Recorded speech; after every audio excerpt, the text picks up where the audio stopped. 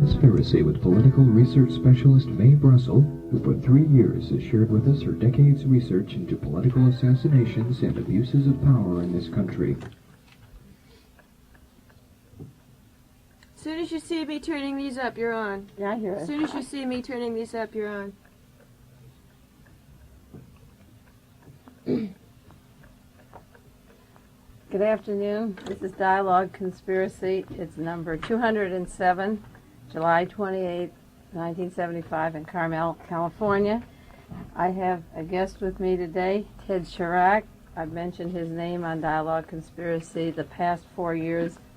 He's been important in the Robert Kennedy investigation, and his name has woven in and out of these broadcasts over that many years since I've been on this program, and even before when I was doing my research into the Robert Kennedy assassination. I have one news item to go into that I do want to do at greater length on Dialogue Conspiracy. We won't do it today because Ted's in town. I want to use the time for him.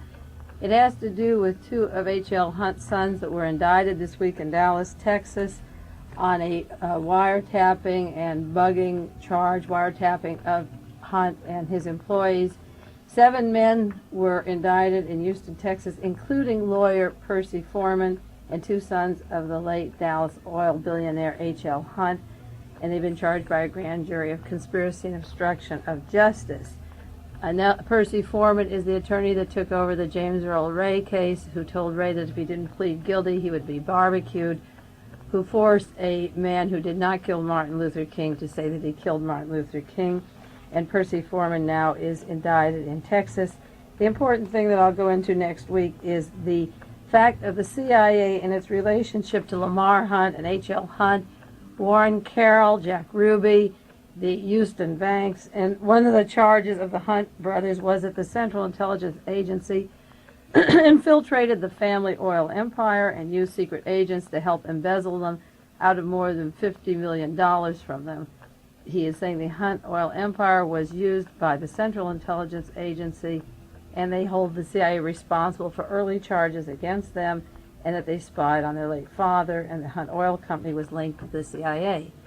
The Los Angeles Times this week had headline stories about the links of Mr. Rosselli, organized crime, Giacono to the Hughes Corporation, and the links of organized crime to Hughes, the links of the CIA to these organizations, CIA to the oil people, are coming out very much in the establishment news, the wire services, the Associated Press.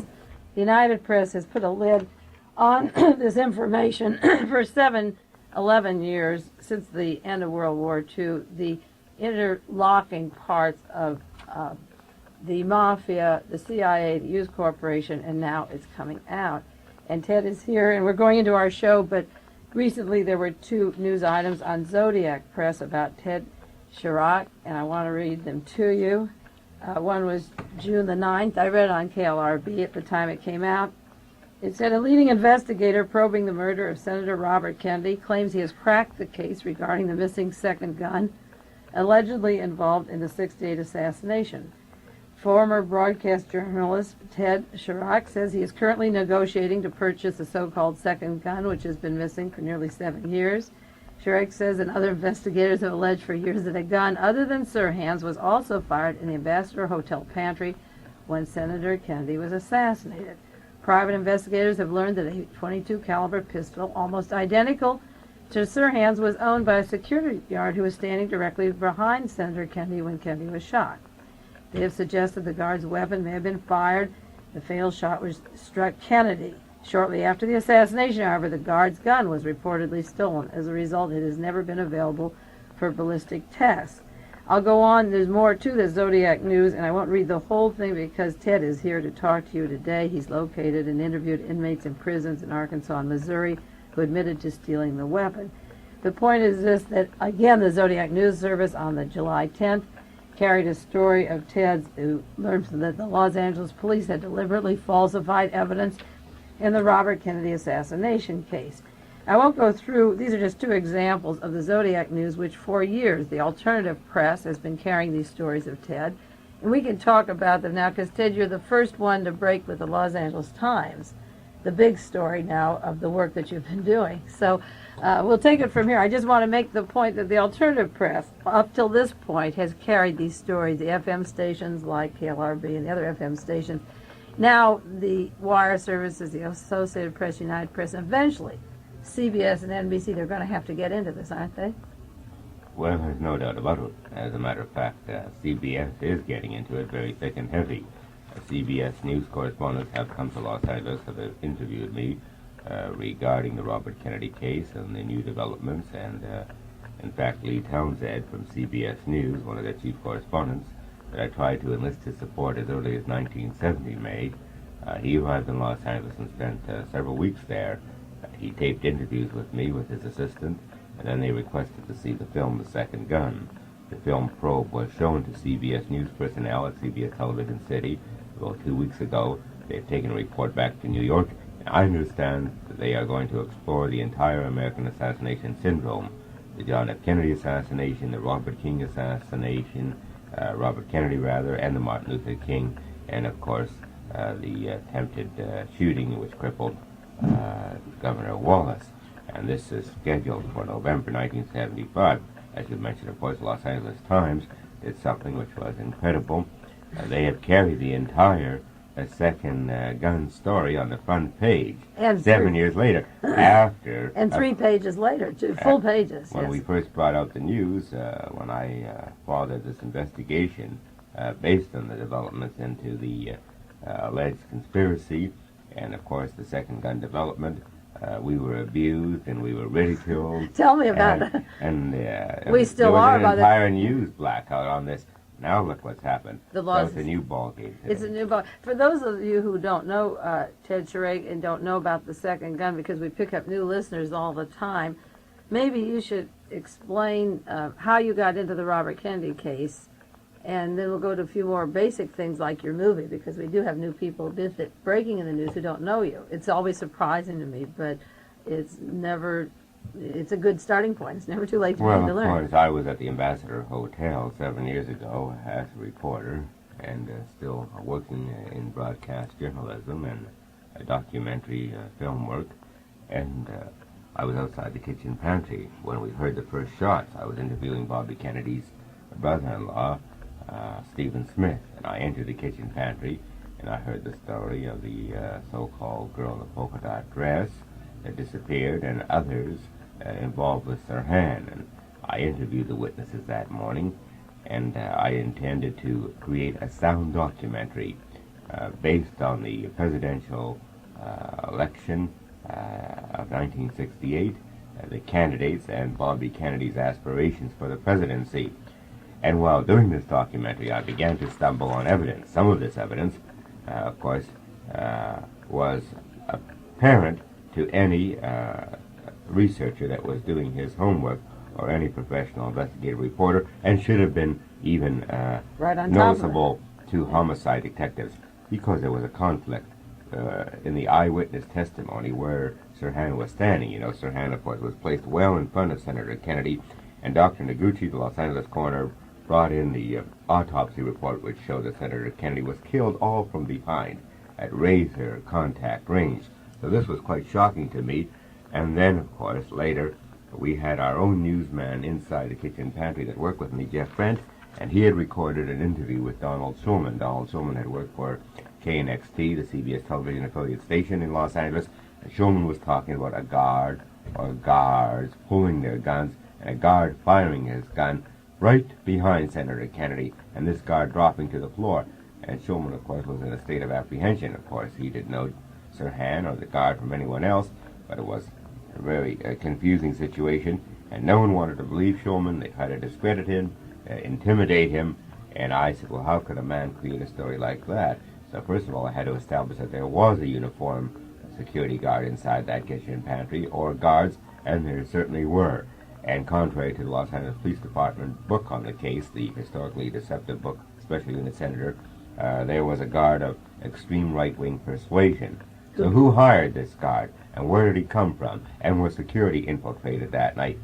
So we began to have the threads of the master conspiracy, and where do these threads lead?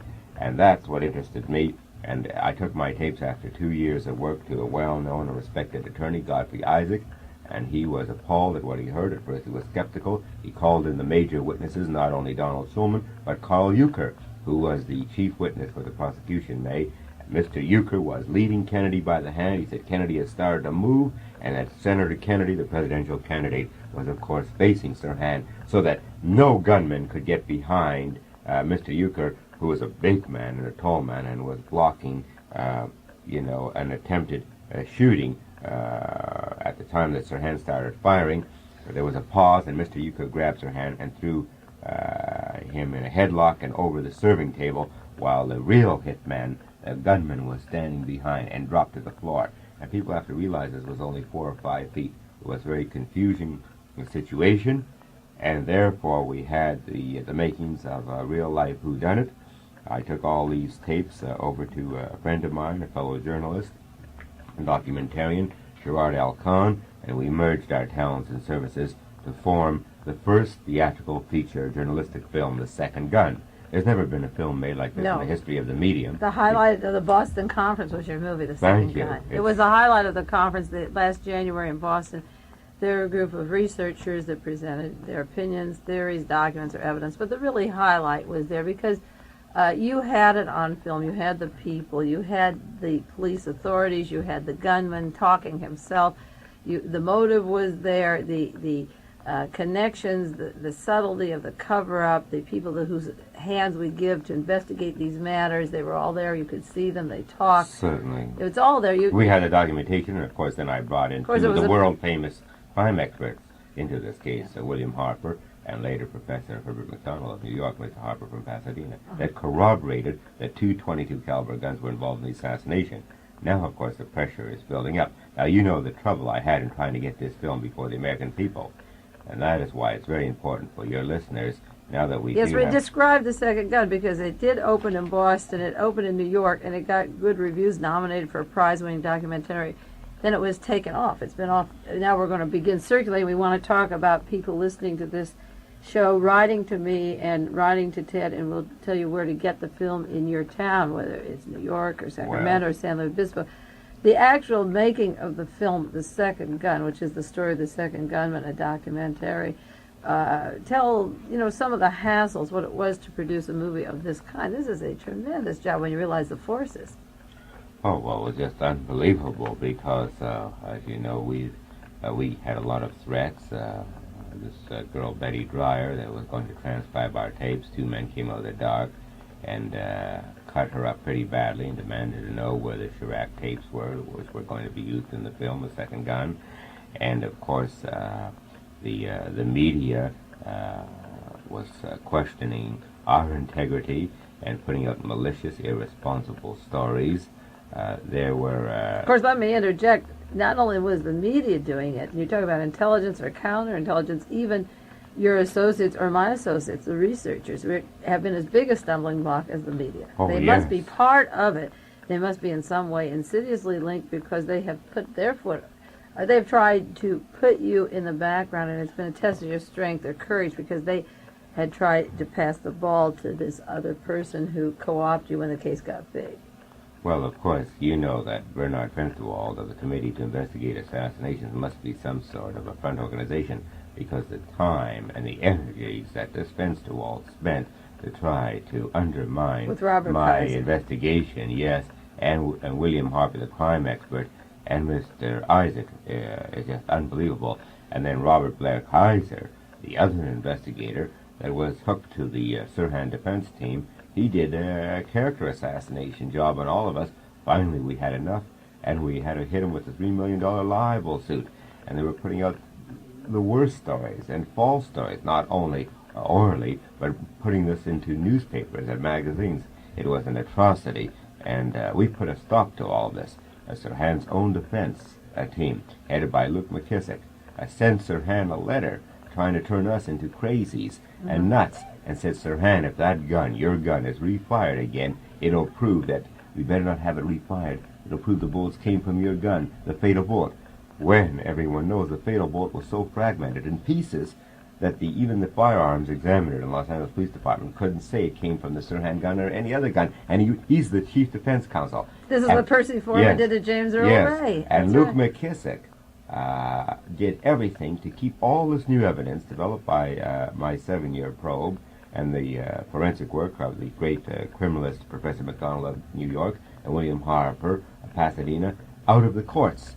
And now can you imagine this, May, that they sentenced the defendant Sirhan with another gun? Why? Because evidently that Sirhan gun was damaged. So they thought whoever was directing the activities in there, and there are supposed to be CIA links into the criminal conspiracy section, the forerunner was a special unit senator, and they said, listen, use this gun. In other words, they'll never know the difference. They transferred guns. And that's right. And fire the bullets, and put these bullets into evidence and say they came from the Sirhan gun. But just like they made a little mistake and left the tape in the Watergate, inadvertently, these dumb, smart, they numbered the gun they were using, then they got caught in a fiasco. So they created one lie after another. Gun, and that's when the people should be shocked, because then they put out stories. Oh, well. In other words, it's all tampering, phony evidence. Well, didn't it begin in Dallas, Texas, where they had a German Mauser, and 24 hours later it's an Italian gun. It changed its nationality, it changed its shape. And, right there. But this is years later, and people like yourself stay with it and remember the past and just stayed with what you saw in the Ambassador and pursued it. With the John Kennedy thing, when he was assassinated, the car was destroyed within 48 hours, and nobody asked any questions. But you think the citizens of California would appeal to the governor and the Attorney General's office? Of course, Younger is the one that prosecuted Sirhan, because they say it's just an error. Even if it is an error, which we know it isn't, it's the big lie technique. Do we establish in a democratic society justice by so-called error? In other words, that you sentence defendants with another gun once you have the murder weapon? This is incredible. Well, the attorney for Sirhan, Luke McKissick, had an interview in the newspaper. I showed it to you, I think, last year when the articles came out about the second gun and the autopsy discrepancies. He said, well, even if my client didn't kill Robert Kennedy, he came there with the intent to do so. Well, if Sirhan, it appears, has been programmed or hypnotized to forget what happened, we don't know if he came with the intent to kill anybody at all or just to take the rap. Oswald didn't go with the intent to kill anybody when he went to the book depository. Well, of course, we know that hypnotism was involved in this. The painful experiences of his past exploited, and he's coached and coaxed and coerced, and they used even drugs and mysticism and hypnotism, of course. Why, those diaries not even written by Sirhan. They are allegedly forged, or he's under some sort of an influence. And, of course, there is leads in this, and there's been an investigation that's been going on. Betsy Langman in New York, that wrote the Harper's article, has brought in a famous psychiatrist, Dr. Herman Spiegel, and he says Sirhan is under a 5th degree. Of course, I'm not an expert in this, but as a layman talking, 5th degree, which is a real deep hypnotic state. And that's why Sirhan says, I can't remember. I don't know how I got there. Now, Sirhan is supposed to be highly intelligent, maybe emotionally disturbed, but he has a passionate nature, and he has an interest in what's going on, and he doesn't know how he got there or how he fired the gun. And his mother said that if he would she'd be cutting some meat and there'd be a little bit of blood, he'd be sensitive to that he was a highly sensitive youth, and therefore he was used as a dupe and as a decoy. And I have no doubt we were going to probably see a Jack Ruby situation. They were going to knock off Sirhan, but Kennedy backed up towards the ice machine, and the real gunman panicked and saw that, and he fired those professional shots down to up, Mary, and May, right to left, back to front. And you think he stayed in there? He got out of the room, and he got powder in his eyes. Now, the Los Angeles Police Department doesn't. He dropped his tie, and then he told the Los Angeles Police Department, oh, I didn't get my gun out. Then, when the FBI came, he didn't know what they knew or didn't know. He said, well, when I got up from the floor, I took out my gun. And later, 16 months after the tragedy, when he wasn't aware that I was undertaking an extensive investigation and was aware what Donald Shulman saw, a security guard pulling his gun and firing his gun, and the deep powder burns all in behind Senator Kennedy's rear ear, which would show, of course, that the gun was right up there from back to front. Well, this guard, Thane Eugene Caesar, of course, admitted that he pulled that gun out instantly, just as soon as the shots were fired. And then he tells the DA investigators they don't do a lie detector test, they cover up. He pulled his gun only when he got up from the floor. So there were contradictions and variances in his stories which were not investigated. And the police said there weren't any right-wing extremists inside the kitchen pantry. And we all know that Thane Eugene Caesar is a political right-wing extremist, and I have so... On your movie, you have a scene of him saying Yeah. Kennedy is giving country to the niggers. Well, yeah. That's right. That's why people must see The Second Gun, and I urge them to get in touch with American Films. Yeah. American Films, Mr. Ray Axelrod's office at 9601 Wilshire Boulevard. That's 9601 Wilshire in Beverly Hills, Suite 512. In fact, they can phone them at area code 213-274-7185. But if they write to American Film and say, we demand to see The Second Gun film probe, you must see this sophisticated full-length feature, and you will see for yourself the evidence which is forcing Mae, because Mae is, Brussell, of course, is one of the foremost researchers in America and realizes exactly where all the strings go to, and that's why we have worked so long and so hard to cooperate and funnel everything to you, because you can see the foundation and the layers, and it is very interesting. And I feel that this film must be brought out to every community in America. There's no doubt now that the pressure is on to reopen the John F. Kennedy assassination, Martin Luther King, George Wallace, and of course, I know now that the Robert Kennedy case will be reopened, and I predict it will be reopened within less than 90 days and probably 60 days. And if it isn't open right here in through California, through the legislature, the district attorney's office now is getting the pressure. Joe Bush just died on the day he had decided. The district. Let me read this article in Los Angeles Times, Yes. not the whole thing, but because there'll be a congressional investigation. Yeah. Sunday morning, July 13, 1975. It begins just before his death on June 27th. District Attorney Joseph Bush had considered ways to reopen aspects of the case. Amazing. Now, that is the outline of my book, Murderville, USA. You see, Dr. Joseph Bush. Here's an article by William Farr and John Kendall.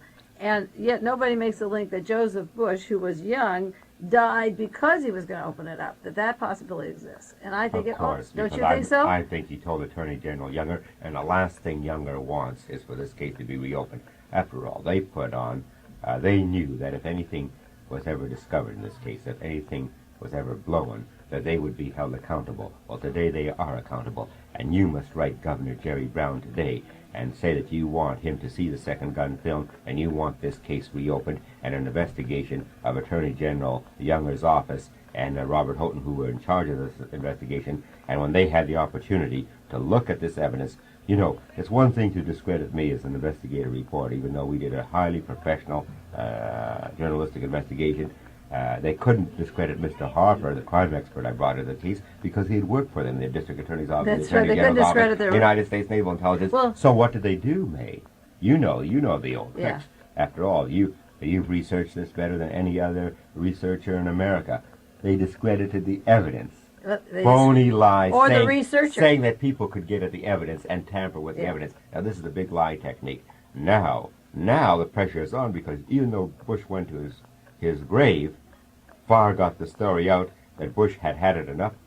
All this response, all the good work, all your listeners writing, Congressman, Senator Kennedy's office, writing Governor Jerry Brown, and now hoping that they will demand to see the film The Second Gun. It forced, I think, that Joe Bush was going to reform Chief Davis. He was going to reopen the case. But Younger, of course, is getting involved with President I call it Ford, Watergate West. and he wants a political job. He doesn't want this case. No. And I believe that Younger and Bush were fighting over this matter because Younger put Bush up to the cover-up. No, I'll tell you what. In 1971, Bush had an opportunity to get at the truth and opened up, and yet they spent 5 months, and they put a lid on it. It was a whitewash of all the evidence. See, the powers are too strong because, for one thing, Ronald Reagan said that he believed that assassinations shouldn't be told the public. They should have what they need to know. And I read on Dialogue Conspiracy your lawsuit against Chief of Police Davis and Ebel Younger a few years ago, where you said that they do not have the right to decide what we need to know. How come that lawsuit never went through? Did it just stop? What happened? No, well, one of the reasons is I had a great deal of respect for Attorney Godfrey Isaac.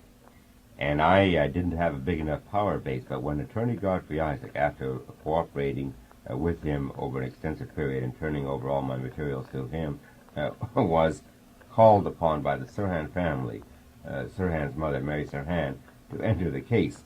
I felt it would be in the national interest. He took the case without compensation, May, that if he was representing the defendant for a new trial, that all my investigation would be contributed in the interest of truth and justice, so the story would get out, and we could subpoena all these witnesses.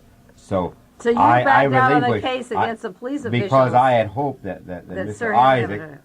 Isaac, obviously Sirhan, representing Sirhan, he had a greater chance to get the case reopened based on the new evidence because he is the defendant directly involved. Yeah, but the problem is this. You see, you have this. But we didn't foresee the problem of Luke McKissick. But you see, Ted, this is the problem which you have, and this is the problem that Congressman Michael Harrington has. He says, do you owe the honesty to the constituency and the laws of the land, or to the CIA, which says everything's national security and they're committing crimes and they're lying?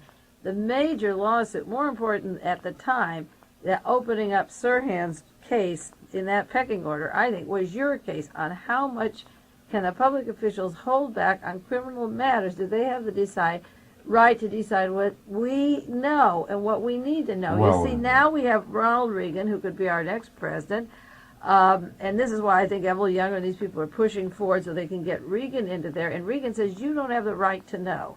And that's what was primary in your case there, was do they have the right to decide what evidence But I should have had support from a Concerned Citizens Committee or the ACLU. Oh, absolutely. And instead, there were a lot of, you were talking, they put up this Mrs. Pomerantz, and they agitated her. She's a wealthy benefactor, and she's done a lot of good. But they put her up, the fence to walls, to agitate and create dissension between Mr. Harper and myself and Kaiser. And everybody went into Mr. Harper's house, and Mr. Harper, of course, is a brilliant man. He's a genius, but he's a man of temperament, and he's of ill health, and they confused this poor man. Of course, his scientific work stands on its own. So invade and divide. So you know what I did? I brought you, a year ago, the first evidence, new evidence. I said, okay, let all these kooky people and all these plagiarists and these character assassins, and I'm sorry to say, many of them are vultures, some are irresponsible, some are sincerely motivated, but let them do all the damage they want. I presented Professor McDonald independent ballast scan photographs of the bullets, and he gave me a new affidavit which not only proved that there were two different types of guns, you see. They're two .22 caliber guns, but two guns were used in the assassination, which of course indicated a second gunman, but they were of different ammunition. But you see, you have to understand that I didn't foresee that Luke McKissick, well, I did in a way that was, I couldn't control the situation. Luke McKissick, of course, stayed in the case when Godfrey entered, and then he stayed within sight, and he began to tear at the entire fabric. Divide and conquer. And destroyed Mr. Isaac's representation, so that when this went before the California State Supreme Court, McKissick made sure that Isaac was eliminated from the case, and the courts never got the information, the new evidence, and they never got the fact that another gun was used. So it took another, over a year and a half to convince Mr. Isaac in good conscience to take this case. And Mary Sirhan came there crying on her hands and knees. And you know what? They have spent another year, since Isaac has been in, took his time to study this matter and bring it up. They brought in Allard Lowenstein.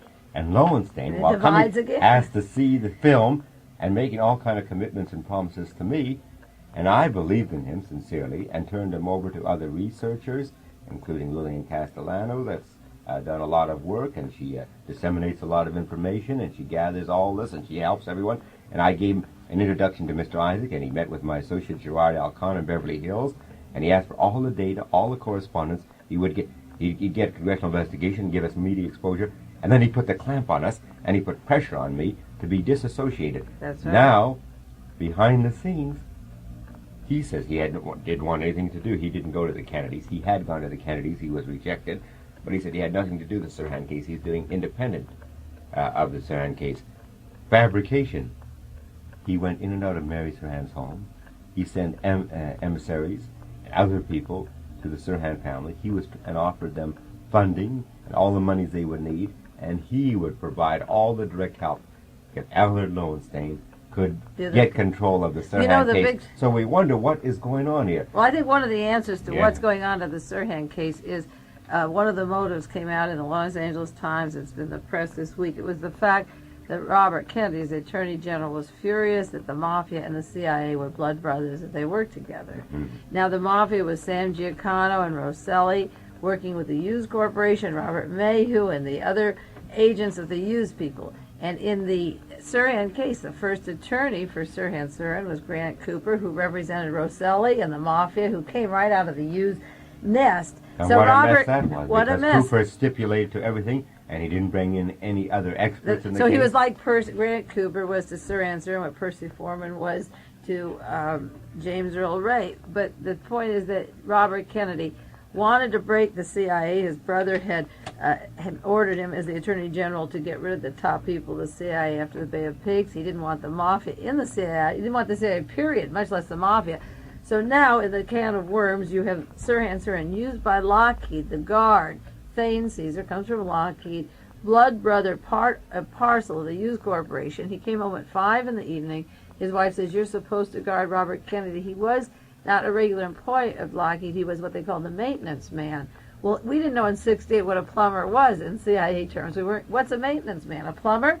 Where did he come from? You see, so the Thane Caesar links to the Hughes CIA links, I think, would be so strong, and the lawyer for Sirhan and everything, that I think the reason they tried to co-opt you or push you out is to make it a low-level plot, like just a civil organized crime, and leave the CIA Hughes Corporation out of it. See, they'll pin it on the Mafia if they have to, but not the Hughes. And this is why they're pushing you around, because you and I are not afraid to say, yeah, the Committee of 45 men ordered these murders, the President orders these murders, and put the responsibility where it is, right at the top. Well, you know there's hanky-panky political pressures. If this isn't so, irrespective of all the new evidence, when finally, after all these years of heartaches and headaches, when Godfrey Isaac, that deserves thanks from every American, finally brings a writ before the California State Supreme Court, and the High Court is told that the defendant in this case, and they see exhibit, is sentenced not with the gun allegedly taken from him, which has a serial number H53725, but this other gun, H18602, which was destroyed by the Los Angeles Police Department a month after the assassination. And then they changed the files, Mae, because the records show that this gun was supposed to be available during the Sirhan court trial, and therefore they said, oh, it was changed. It was destroyed a year later, Serial in July. numbers. But one way or another, the only gun linked scientifically to the case has been destroyed. Now, Isaac tells the High Court, and the court doesn't even comment and rejects it. So if you don't think there's political pressure Well, in this how state, about the bullets? If there are 13 bullets and Sirhan's gun shoots 8, and the High Court doesn't take that as a fact of conspiracy.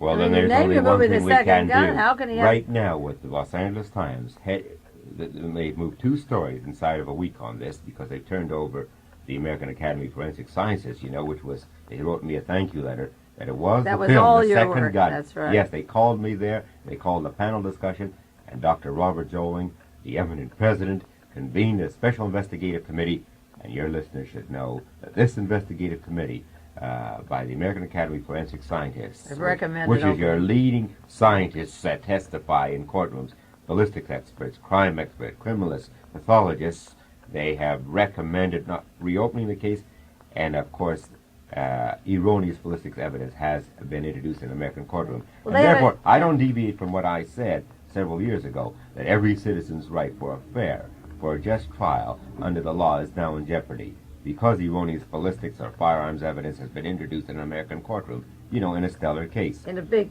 Criminalist William W. Harper of Pasadena and the world-famous crime expert Professor Herbert McDonald of Corning, New York, they're both willing to testify. In fact, so is Lowell Bradford of There are San new Jose, people another now, crime too. That's expert, that concerning the extensive investigation and scientific discoveries. And this statement by Mr. Harper is very important. The science of criminalistics died too when they buried Kennedy, if those responsible get away with this complete breakdown of the legal and judiciary processes. Well-established teachings of criminalistics and forensic pathology were cast aside and bypassed in favor of a more expedient solution, and unfortunately, an erroneous oversimplification. So, who is responsible for this big whitewash? Let's bring Chief Davis and the District Attorney's Office and Eva Younger and all these aides into a hearing, and a full congressional hearing. Now is the time to write Senator Cranston, Senator Tunney, your congressman, and of course to bombard American films in Beverly Hills. For those of you who want get the the address, film. we're talking pretty fast, and maybe you don't have a pencil when we start and you didn't leave to We get one. need In the your help. meantime, write to KLRB and send a self-addressed envelope, and I'll tell you where you can get the film in your hometown. And if possible, maybe Ted Charach would come and speak to the colleges in the fall. Open it in the fall, because I know a lot of you are in summer vacation now.